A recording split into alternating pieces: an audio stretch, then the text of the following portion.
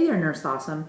I wanted to rap with y'all today about something that's been on my mind a little bit lately.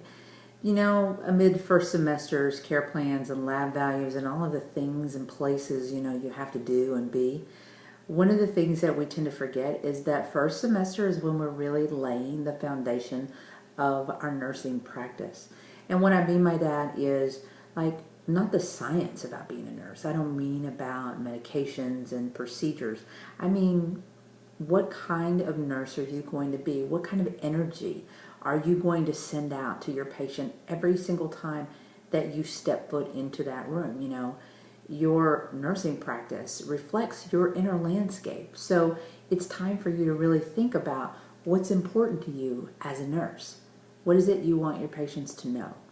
You're going to see around you some absolutely incredible examples of awesome nurses that really take their responsibility to heart, that really want to affect change for the positive in their patients' lives. You're going to see some examples that are not so much that, and that's okay too. That's exactly what you should be seeing. Take all of that in and just sit with it, through your first semester, and start to put yourself, your own signature on your nursing practice with every single thing you do. Me personally, I've just stepped out into an ICU recently, and wow, there is a lot of intense energy there, a lot of things to learn, and the only way I think that I'm able to keep my head above water is that I have some really great foundations, and my patients, when I step into their room,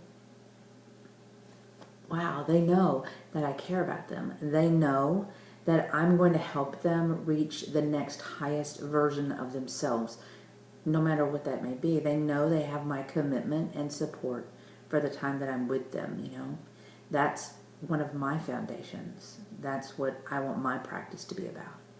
So the other thing that you can kind of start to think about as you leave clinical is how it is you can go about leaving clinical behind. It can get pretty head trippy to be in that sort of intense energy of a 12-hour shift 3 or 4 days a week. You're going to need some way to kind of release and let go of all that. Depends on you. Depends on what you love. Some people use exercise. Some people, they write. Some people play really loud music in the car on the way home and, scream at the top of their lungs.